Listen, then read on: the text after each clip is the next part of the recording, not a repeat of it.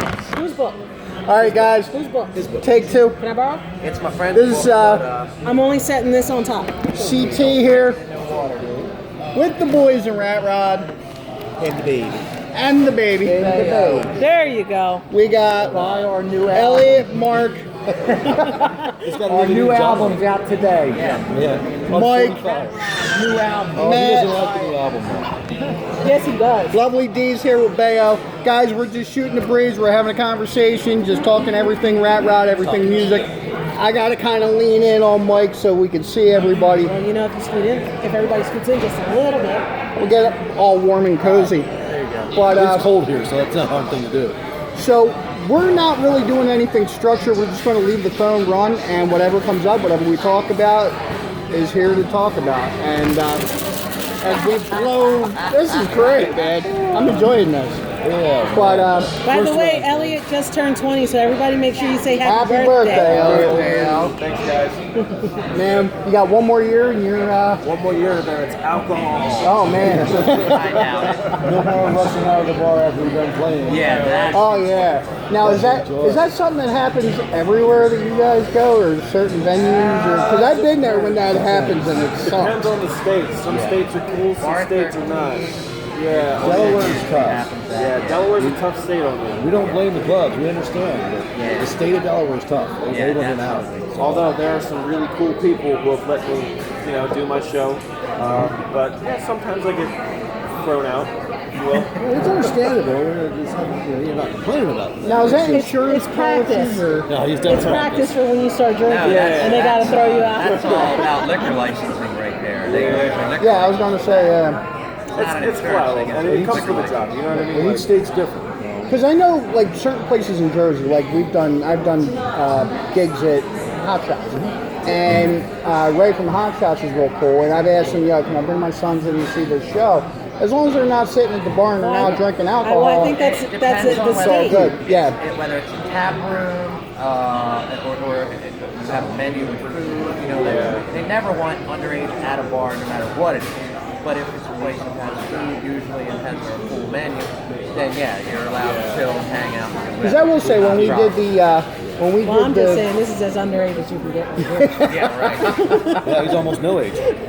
when we did the Vets Rock, I talked to the father of the opening band, the young kids, and I asked them the same question, and he was like the same, just what you said as far as the food and Depends like. on whether it's a menu or whether it's a tap room or bar or whatever, it's all how it's written down on the paper. This place here. That's what makes this place so great. I mean, Time out.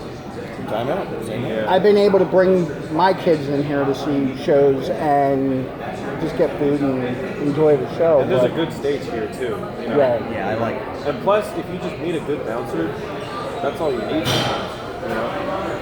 They want to see me play sometimes. Now, how's PA? PA is probably it's similar to New Jersey in the fact that it's basically if there's a restaurant, if they serve food, they're pretty chill. No, I'm thinking Tom and Jerry's, which we have not done yet. And We did yes, once. prior to me being in the band. No, you were in the band. Oh wait, that's right. That right. That was one time. You let her sleep at that time. This is my trash start. I forgot about What was that, the first 2 months or something? You the guys watch our stars like the first 2-3 months you live. Yeah. God, this has been a ride already.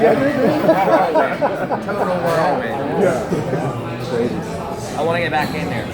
Yeah, it's good I know a place. lot of people in that area that could definitely come out.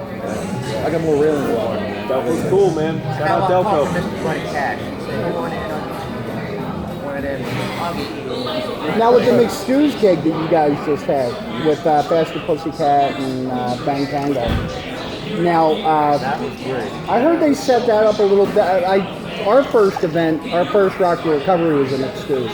Yeah. And I heard they ran your show, that show with Faster Pussycat a little bit different. They didn't let anybody into that back room until a certain time. Right. And how did that whole thing come into being? Because it felt like overnight you guys like it kinda announced was. it. It kind of was. Yeah, it we, was. we played a show a couple weeks prior to that at the Nail in Ardmore. And it was the same promoter of that show that promoted the Faster Pussycat show. And it was a little bit messed up because a couple bands didn't make the show, so it was a little bit of an odd night. But a lot of people came out and we had a good time. We played well. The other performer played well. Everybody had a great time. So it was a real upbeat, positive experience. At the end, John was talking to Rob and just saying, kind of discussing the way the night went with it. And he was talking about the Faster Pussycat show. And John just kind of off the cuff says, "Hey, you're getting a little band." So we played. And Rob says, "Should we sell tickets?" And we're like, "We can sell some tickets." Couldn't really commit to how many. Right. Especially only 2 weeks to go. But one thing leads to another, and we're on the gig. Thank you. And that's awesome because you have that pay to play kind of idea where certain bands like that you'll pay to sell, you'll commit to a certain amount of tickets. I've talked to several bands who just ate it in that instance, and that sucks, man. And when you're committing yourself to $1,200 in tickets, That's the thing. Well, in this case, Rob got Rob Kahn really cool, and we weren't committed to any tickets. He just said, gave us a pile of tickets, sell as many as you can. I don't care. And then he sent us a thing saying, you know what, do a deal of 2 tickets for they were $25 a piece. So he sent us a message saying, offer people 1 for $25, 2 for $37.50. All right. As soon as we did that, it took off. I mean, everyone's like, I'm getting messages. I want to. And It turned into a great night. it turned into Now, an were you guys- unbelievable night. It was packed. I Did you enjoyed get that any- so much. did you get any I point played where with you were able family. to, Everybody like- in the opening band was So- family to me. Dude, it was packed in there. Yeah. Even when we because you were in the Prima Donnas, right? Yes, I was. You were in and the I Prima wrote it. Donna. I wrote it for Mach 22. So that was your It's all family family. right there. So it was, That was a real good night. a lot of fun. Did you guys hang with any of the headliners? Did they come Nah, out I with a didn't. call or? I did with the bass player from Bang Tango a little bit. And John knows a few of those guys too, so he hung out Now, with did they them. like hang out in their Yeah, they their didn't- bus they were- or whatever until it was Yeah. time to play? Yeah, or- the headliners hung around the bus most of the time. They didn't come in until. The singers did. The drummer, the bass player and drummer. The bass player and drummer for Bang Tango hung out all I night. honestly would have been sitting at the bar. You can see him on the video too. Not being a I'm with you. I didn't know. You can see him on the video too, sitting there watching him.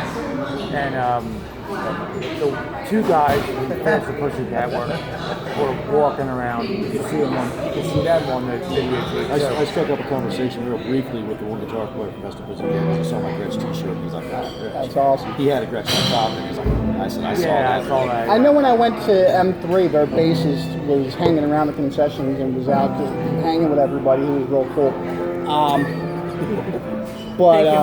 I felt like a glass. Yeah, was that your first time in McStew's? No. No, our second show was at McStew's. Oh wow. That And was it our was like, that was our second time playing that. yeah. And our second show Your ever. guys enjoyed it. Got the nachos. Thank you. Yeah. And it was Help, here's Nice asshole. one of the nicest assholes I've ever met. So is he Roll it, mate.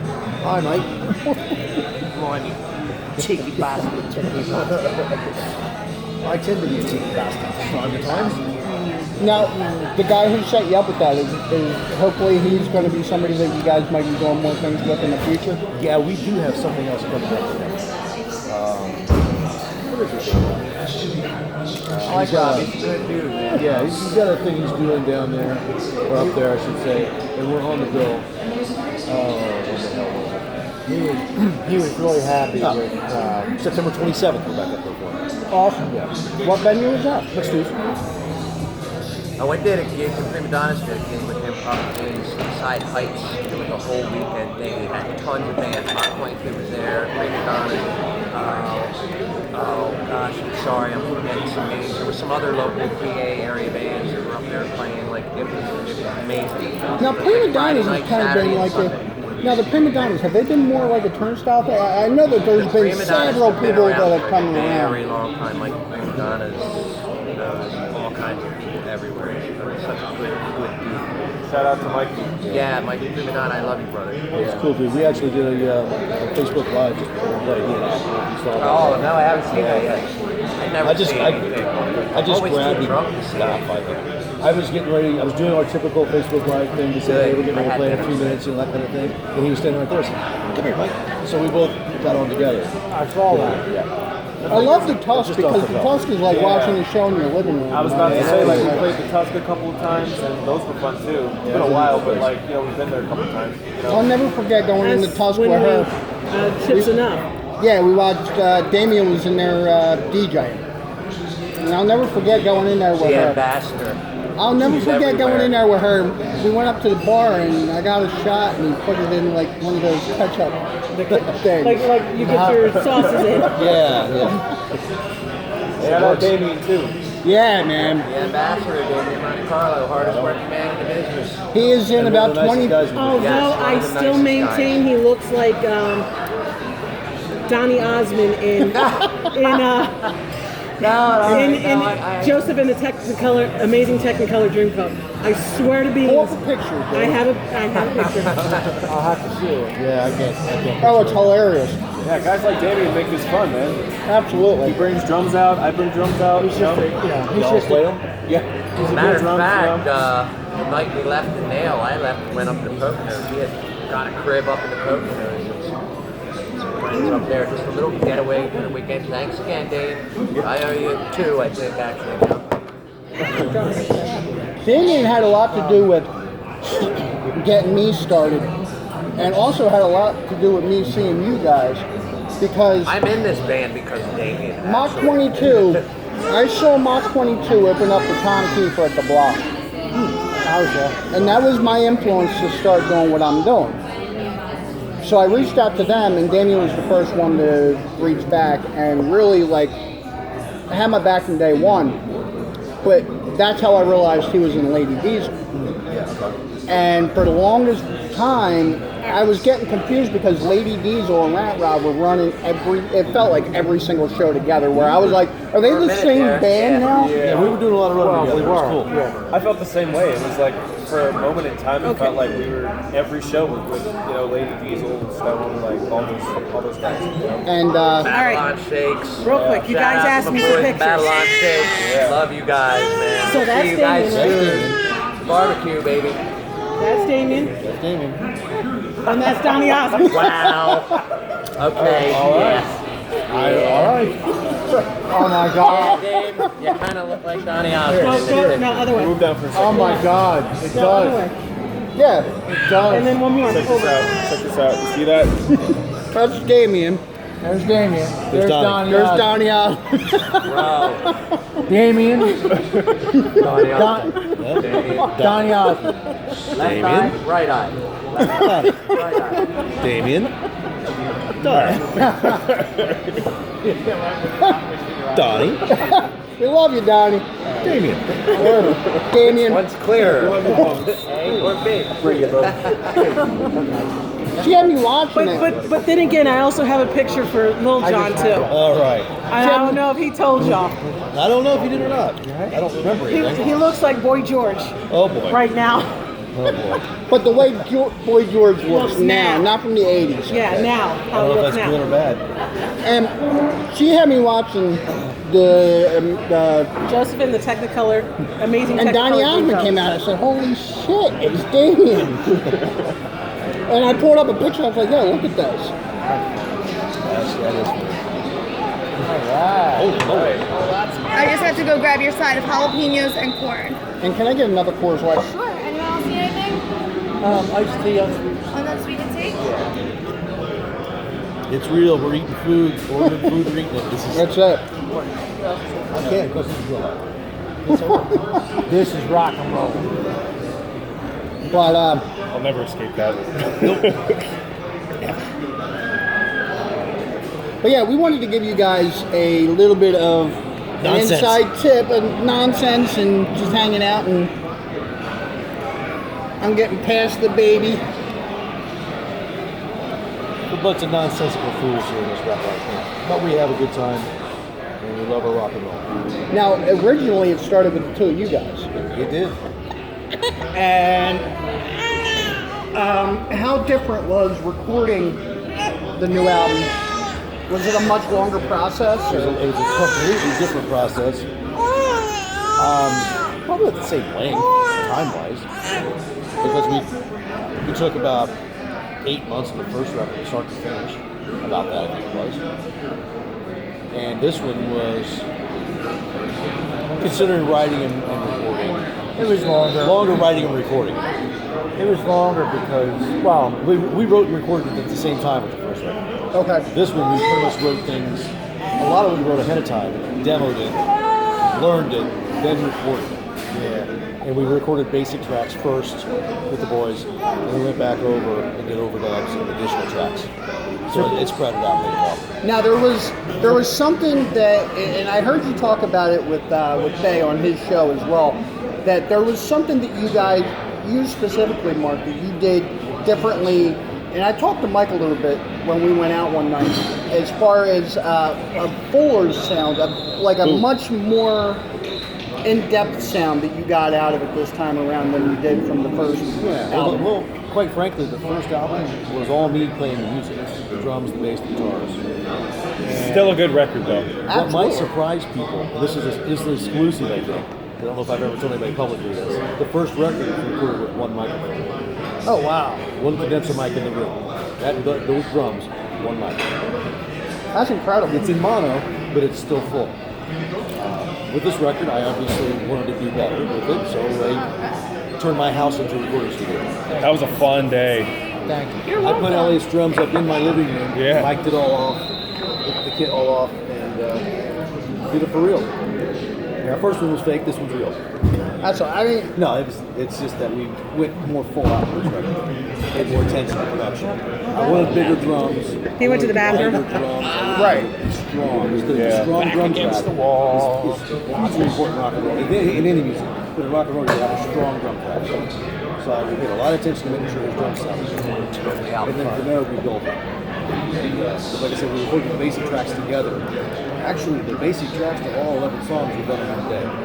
Yeah. All day, one day. Like almost 12 hours recording the basic tracks. It was a cold day. I remember we woke up early. I remember because you were hanging in there like. Didn't I write that Yeah. it's too early for this shit? Oh, that's so funny. Yeah, I did. I had like one of those You're graffiti welcome. drum heads. He wrote "It's too early" on his drum head, and he spelled "early" wrong. Oh, so that's how early it was. ERLY. It was early. Too many E's. About 11 a.m. That's 11 a.m. For rock and roll time. Yeah. Yeah, because I got up about 8 a.m. and started setting things up. He comes over. Unless you have a 12 o'clock. Yeah, meeting, something like that. 10 o'clock. Got the drums all set up in the room, got the mics all on. And I- Bryce was my assistant engineer, I guess you could call it. Shout out Bryce. Bryce did a great job. Yeah. Yeah, he was the controller, the actual bunker, what you call it.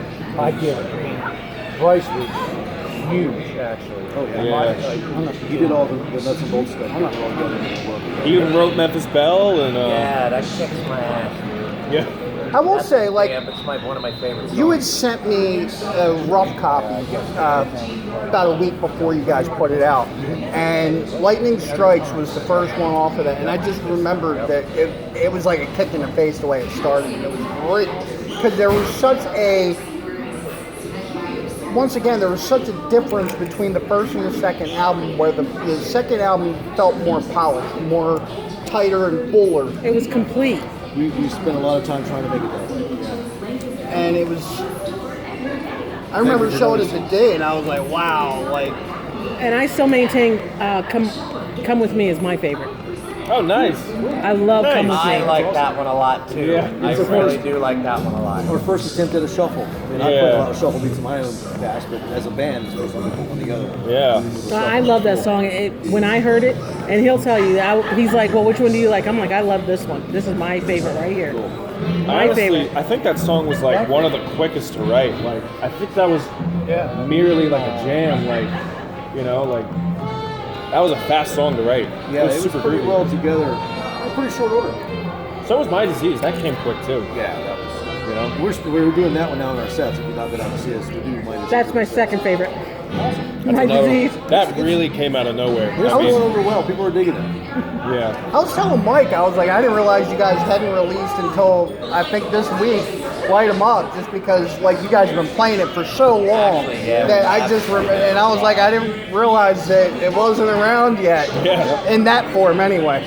That was the whole thing, right? That was the whole thing to keep it in people's live, minds and playing stuff. songs live is all. You know, you might not even have it recorded yet. Oh yeah. You're playing it live with your first record full of stuff. And if you look back in rock and roll bands, I'm going to use Guns N' Roses as an example because they're one of my favorite bands. You go back and listen to a lot of their old live stuff, find the live recordings. They were playing Use Your Illusion stuff while they were still rolling off of Appetite stuff. Oh, yeah. And, you know, and they were. You'll hear Use Your Illusion tracks that are so wrong. That's how you They figure hadn't it been out. recorded yet. They were working them out live. on Well, like stage. That's how you figure out what goes and what doesn't. on the inside of the Appetite album, they had the lyrics for "You Could Be Mine" in there, and I remember. Bitch slap rapping in your cocaine tongue. Yeah, I'm a big GNR fan myself, and Yes, I had to make him a shirt to go to the when the show came, when they finally got back together over in Philly. I still have not seen it. I'm so. I know. Well, he wanted the original cover art. Oh, the one with the red red- robot. And yes. the He red wanted cheese. that original, so I had to make him a shirt with that on it for him to wear. Jeez. So They actually did have that shirt out there if you look hard. But it probably a cost lot. Well, they were like $80 for a T-shirt. Yeah, exactly. So I was like, man, I'm not paying $80 for a T-shirt. Yeah, that was the only place you could find it.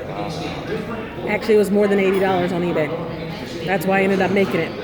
But nobody has his shirt because I actually made it myself. And there's love in that shirt. That's There's right. no love That's in the more than shirt 80 from bucks. eBay. And then she took the same idea and she put it on the back of my denim vest. So I have the back patch for it. We looked for the back Okay, patch. I gotta have that backpack for this vest. I'm sorry. I gotta get one made up. $80 for a t-shirt, that's great.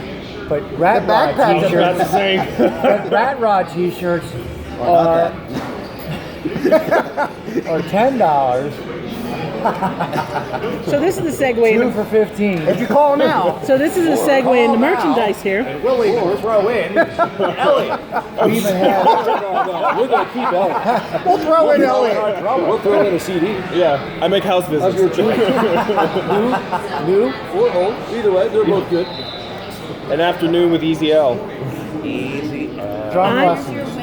Drum lessons from Thank Easy. you. And we got more good. I'm waiting to see if you guys You guys actually need do anything? these. You guys want waters or anything? We'll take a water. Sure. Water? Yep. And it's his birthday, just so you know. Okay, a happy birthday. Shot It's a beer. free brownie. Shut the beer. I'll grab you a water. Would you like a water, Elliot? Nothing. But I'm gonna ask you guys just keep I'm talking to I'm these guys. golden. I gotta steal the bathroom.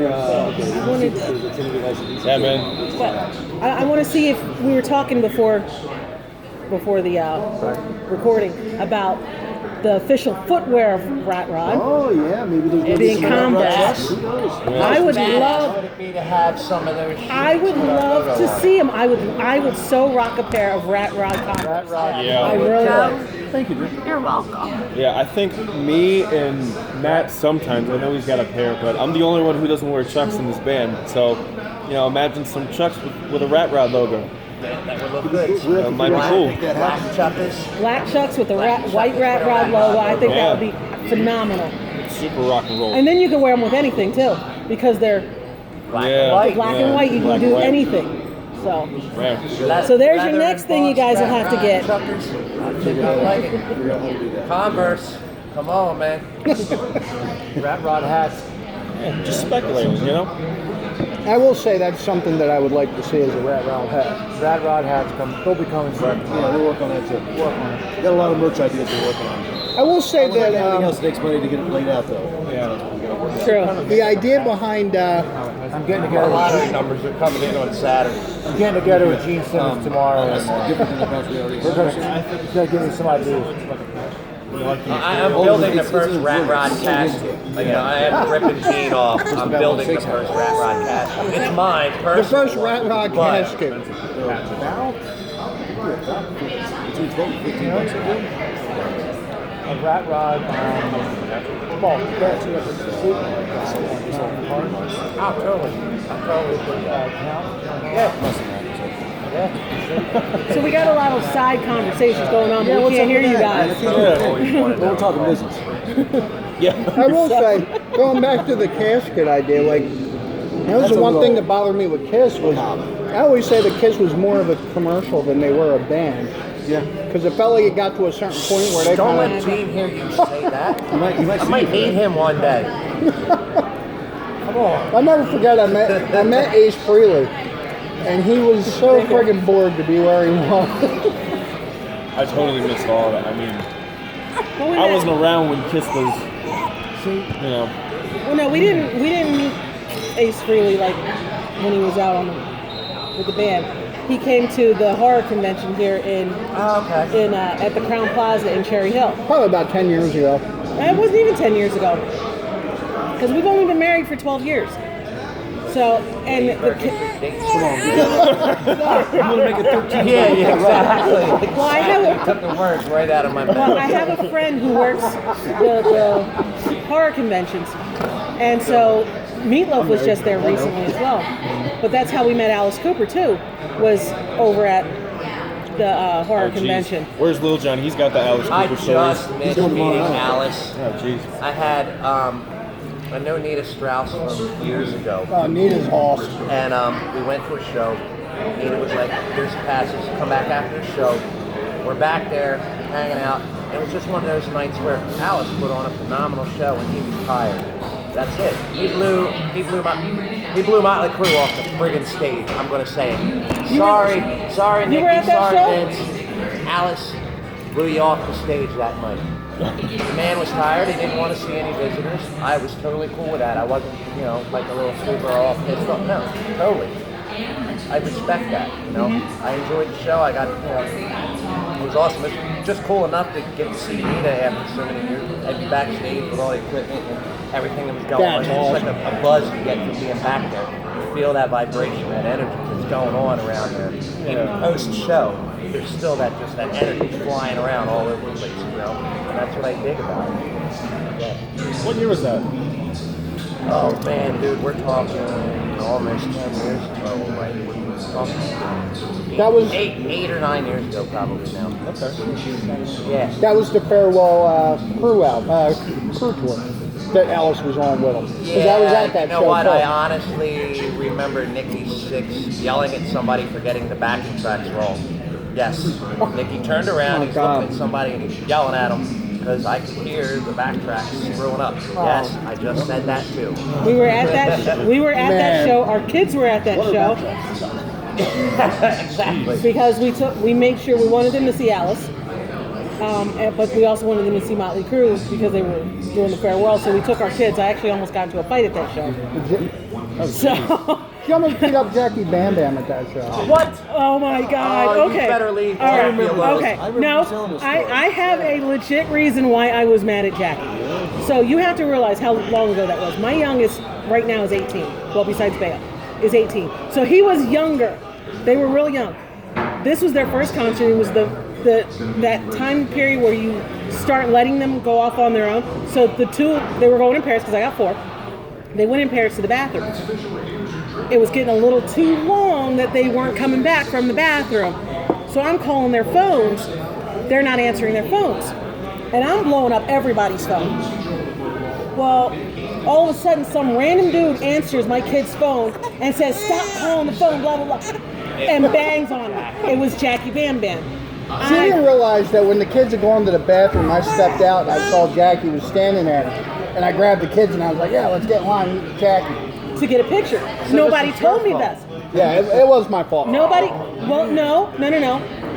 The answering the Number phone one, part was always his check in fault. with mama. On their phone, it comes up mom.